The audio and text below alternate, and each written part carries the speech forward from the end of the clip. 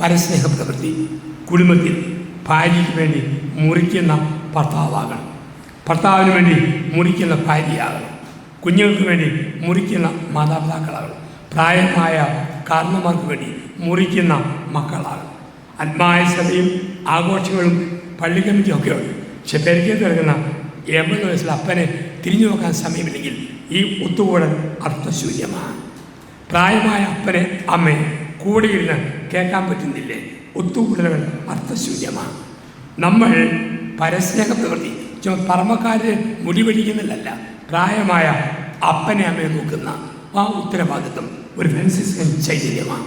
ജീവകാരുണ്യ പ്രവൃത്തികൾ, പരസ്നേഹ പ്രവൃത്തികൾ. ഞാൻ ഇതിൻ്റെ ഒരു പാഠം പഠിച്ചത് എൻ്റെ അമ്മയിൽ നിന്നാണ്.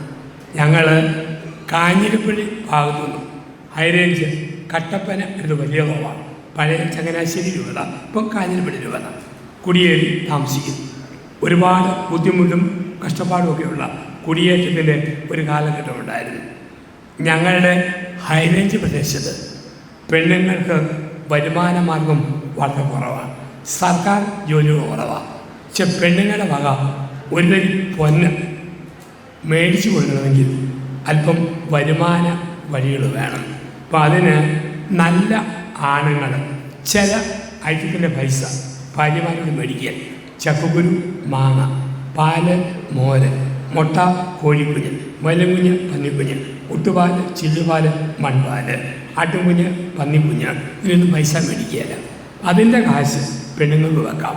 കാരണം പെൺപിള്ളേർ വളർന്നു വരുമ്പം അമ്മയുടെ വക ഒരു പൊന്ന് മേടിക്കണമെങ്കിൽ അമ്മയുടെ പൈസ വേണ്ടേ?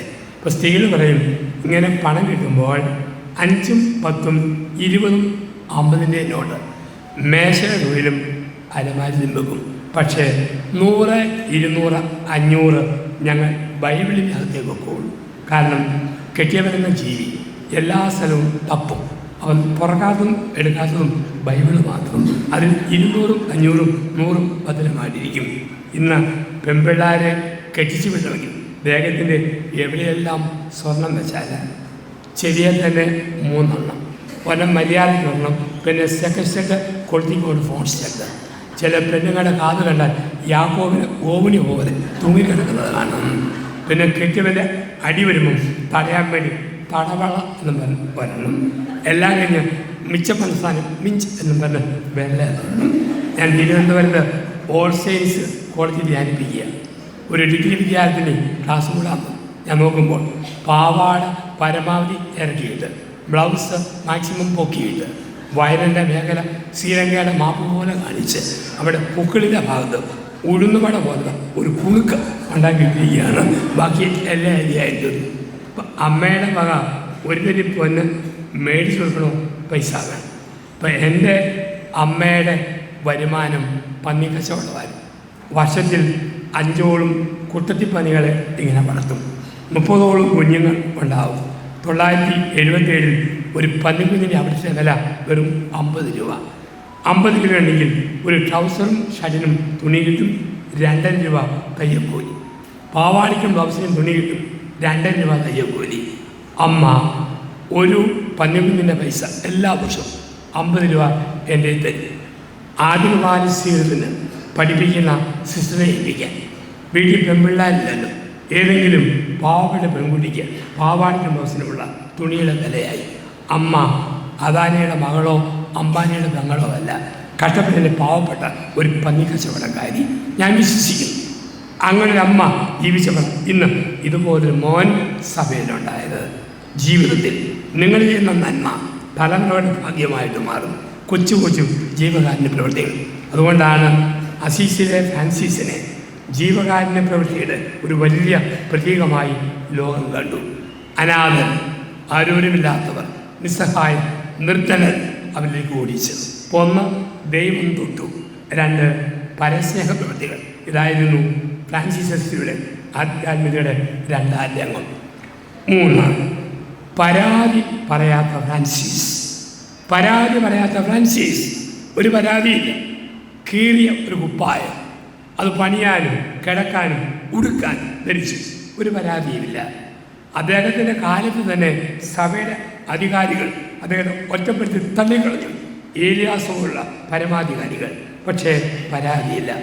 മഞ്ഞ് പെയ്യുന്ന കൊടും തണുപ്പത്ത് അദ്ദേഹത്താൽ സ്ഥാപിതമായ സഭയുടെ ഒരു ആസമിതി ചെന്നപ്പോൾ തിരിച്ചറിയാതെ കള്ളനാണെന്നും പറഞ്ഞ് തണുപ്പത്ത് ഓടിച്ചു. പക്ഷേ ഫ്രാൻസിസ് അസീസിക്ക് പരാതിയില്ല, ഒന്നിനും ഒരു പരാതിയുമില്ല. അദ്ദേഹത്തിൻ്റെ മരണത്തിൻ്റെ 800-ാം വാർഷികത്തിൽ ഫ്രാൻസിസിൻ്റെ മക്കളായ നമ്മളോടും പറയുന്നു, പരാതി ഇല്ലാത്ത മനുഷ്യരായി ജീവിക്കണം. പരാതി പറയാത്ത മനുഷ്യർ, അത് ക്രിസ്തു പഠിപ്പിച്ച മാടവതല്ലേ. ആദ്യത്തെ ക്രിസ്മസ് രാത്രി 3 കഥാപാത്രങ്ങൾ ബേത്ലഹേം നഗരത്തിൻ്റെ ഹൃദയഭാഗത്തിലൂടെ നടന്നു നീങ്ങി.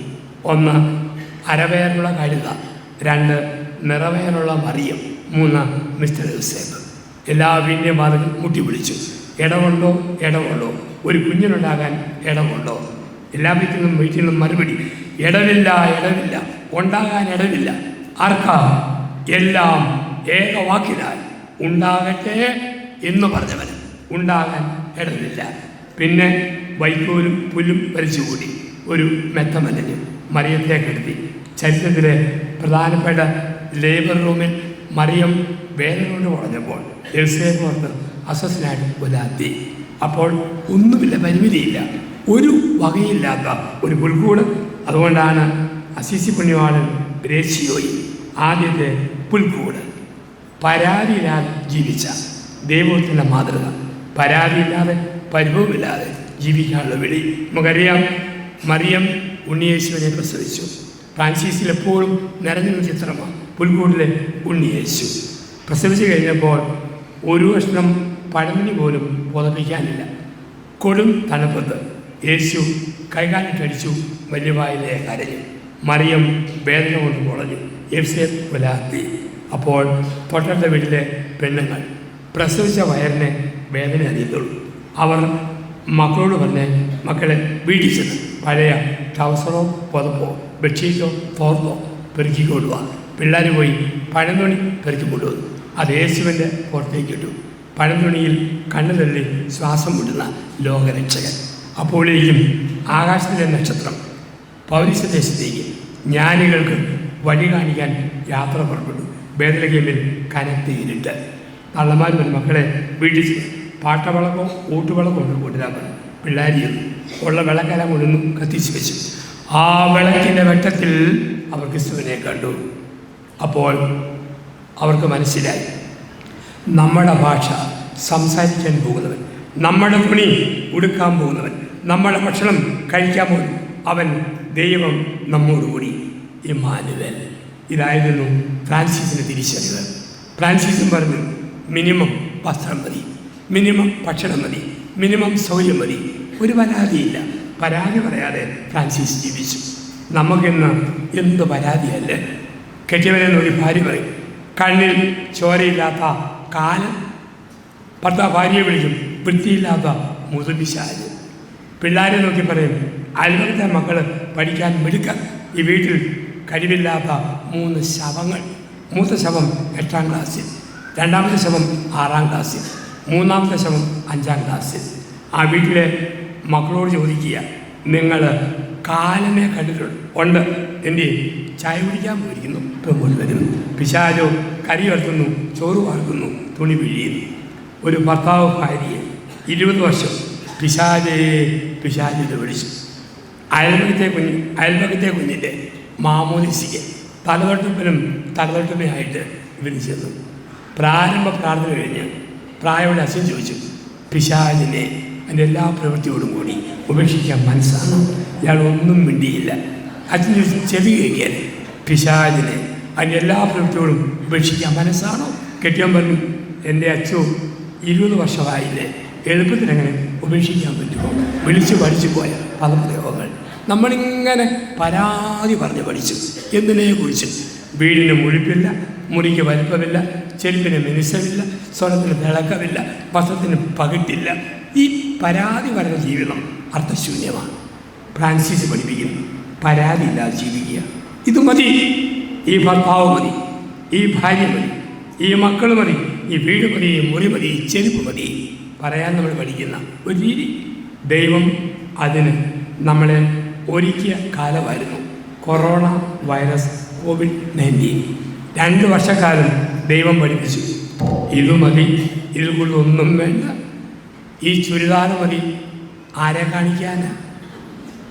വേർപ്പിൻ്റെ മണം മതി, ആരും മണക്കാനാ? പൗഡർ വേണ്ട, ഇത് മതി, ഇത്രയും മതി, പരിമിതി മതി, ഒതുങ്ങിക്കോളാം, മതി മതി.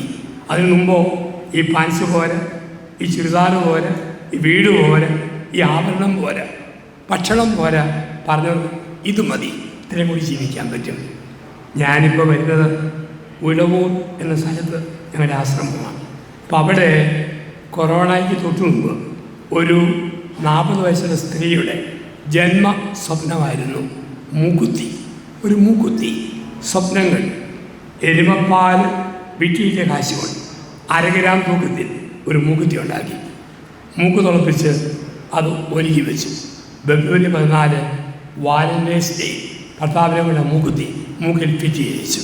പിന്നെ ഒഴുവൂർ ടൗണിലൂടെ രാവിലെയും വൈകിട്ടും മൂക്കും മൂക്കുത്തി ഉന്തിപ്പിടിച്ച് ഈ സ്ത്രീ നടക്കാൻ തുടങ്ങി. 15 ദിവസം കഴിഞ്ഞപ്പോൾ സർക്കാരിൻ്റെ ഓർഡർ മാസ്ക് വെച്ച് മൂക്ക് മറയ്ക്കുക. ഈ സ്ത്രീ പറഞ്ഞു, ആരെ കാണിക്കാനാ ഈ കുണ്ടാണ് ചെയ്യേണ്ടത്? ആരെ കാണിക്കാനാ? ഇത് മതി, അപ്പത്തേക്കൊന്നുമില്ലല്ലോ. നമുക്ക് പരാതി പറയാതെ ജീവിക്കാൻ പഠിക്കണം. ഇന്ന് പരാതി. ഭാര്യ എണ്ണ ഉണ്ടാക്കിയാലും പരാതി വരുന്ന കെട്ടിയവൻ മീൻ പുകഞ്ഞു പോയി, സാമ്പാർ കരിഞ്ഞു പോയി, ചോറ് വെന്തുപോയി, കഞ്ഞോളം കൊഴുത്തുപോയി, മുരിങ്ങക്ക പാലം പോലിരിക്കുന്നു. എന്തെല്ലാം പരാതികളാണ്. പരാതിയുടെ പരാതി. എന്നും പരാതി വരുന്ന കെട്ടിയവൻ ഭർത്താവ് ഓർത്തു, ഒരു ശുശ്രൂഷയ്ക്ക് ഉണ്ണാമെന്നും ഒന്ന് സുഖിപ്പിച്ചേക്കാം. 1-ാം തരം പൈനാപ്പിൾ, മുഴുത്ത പൈനാപ്പിൾ, അതിൻ്റെ കുടുമിയും മൂടും വെട്ടി ശരിക്കും ചെത്തിമെനിക്കി മാർബിൾ കഷ്ണം പോലാക്കി അരിഞ്ഞരിഞ്ഞരിഞ്ഞ് വെച്ചു. ഓരോ കഷ്ണത്തിലും പല്ലുകുത്തി പോലെ ഓരോ കുന്തം കുത്തി വെച്ചു. ഓരോന്നും കുത്തി തിന്നുമ്പം ടേസ്റ്റ് കൊണ്ട് അവസാനം കൂഞ്ഞ് തെളിഞ്ഞും വരും. അധ്വാനിച്ചതാണ്. കെട്ടിയമ്മ ചോദിച്ചു, ഓ എന്നാടി എന്നുവെച്ചാൽ ഇങ്ങനെ ഞൊണയുക. ഭാര്യ ചോദിച്ചു, ഇത് ഞൊണഞ്ഞ് തിന്നിട്ടും ഇങ്ങനെയൊന്നും പറയാനില്ലേ? കെട്ടിയവൻ്റെ മറുപടി, അല്ലെങ്കിൽ ഞാൻ ഓർക്കുമായിരുന്നു, സെബസ്ത്യാനോസ് പുണ്യാളിന് അമ്പയറ്റുന്നത് എന്നാണ് ഇങ്ങനെ കുത്തി വെച്ചിരിക്കുന്നത്. എന്തിനും ഇത് കൂടി വർത്താനം പറയുന്നവരുണ്ട്. തൃപ്തിയില്ല, സന്തോഷമില്ല. ഈ കമൻറ്റ് മാത്രം പറയും. അപ്പം ആണുങ്ങൾ അങ്ങനെയുണ്ട്, സ്ത്രീകളുമുണ്ട്, ഒട്ടും കുറഞ്ഞതാണ്. എന്തിനും ഏതിനും വരാതെ. ഭർത്താവ് വിവാഹ വാർഷികത്തിൽ ഭാര്യയും കൂടി എറണാകുളം ജയലക്ഷ്മി പോയി ഒരു നല്ല സാരി മേടിച്ച് സന്തോഷിപ്പിക്കാം. 2.5 മണിക്കൂർ സകലമാന സാരി തിരിച്ചിട്ട് മറിച്ചിട്ട് നോക്കിയിട്ടും അവർക്ക് ഒരു തൃപ്തിയില്ല. കാരണം അറിയാം, പെണ്ണുങ്ങൾക്ക് സാരി ബലഹീനതയാണ്. പെണ്ണുങ്ങളുടെ ഏറ്റവും നല്ല ഡ്രസ്സും സാരിയാണ്. അതുകൊണ്ടാണ് ഏറ്റവും നല്ല ഡ്രസ്സ് സാരിയാണെന്ന് ലോകത്തെ പഠിപ്പിച്ചതും ഇന്ത്യൻ പെണ്ണുങ്ങളാണ്. അതും ഒറ്റപ്പാട്ടിലൂടെ സാരി ജഹാംസെ അച്ഛാ നമ്മൾ പഠിപ്പിച്ചവരാണ്. അപ്പോൾ 2.5 മണിക്കൂർ തപ്പിയിട്ടും ഇഷ്ടപ്പെട്ട സാരിയില്ല. കിട്ടിച്ചു, എന്നാ തപ്പാടി മണിക്കൂർ 2 മിണ്ടാതിരി മനുഷ്യ, ഞാൻ നോക്കട്ടെ. എന്നാടി നോക്കുന്നത്? നല്ല ചുമന്ന പച്ചസാരി കൊണ്ട് നോക്കുവാണ്. അത് കിട്ടിയാലേ നോക്കത്തുള്ളൂ. ചെരുപ്പ് കടച്ച് എല്ലാ ചെരുപ്പും തിരിച്ചിട്ട് മറിച്ച് നോക്കിയിട്ടും ഇഷ്ടപ്പെട്ട ചെരുപ്പില്ല. അവസാനം സെയിൽസ്മാനോട്, എടോ വേറെ വല്ല നല്ലതുകൂടി ചെരുപ്പ് കൊണ്ടോ? അയാളുടെ മറുപടി, പൊന്നു പെങ്ങളെ കാണിക്കാനൊക്കെ കാണിച്ചു, ഇനി 2 ഉള്ളൂ, അത് മേടിക്കുമെന്ന് തോന്നുന്നില്ല, എൻ്റെ കാലക്കണക്കിന് ചെരുപ്പാണ്, ബാക്കിയെല്ലാം കഴിഞ്ഞു പോയി. നമുക്ക് പരാതിയില്ലാതെ ജീവിക്കണം. പരാതിയില്ലാതെ. ഈ വികാരിച്ചം മതി, ഈ കൊച്ചച്ഛൻ മതി, ഈ ഭർത്താവ് മതി, ഈ ഭാര്യ മതി, ഈ വീട് മതി, ഈ ഭക്ഷണം മതി, മതിയെന്ന് പറയാൻ പഠിക്കണം.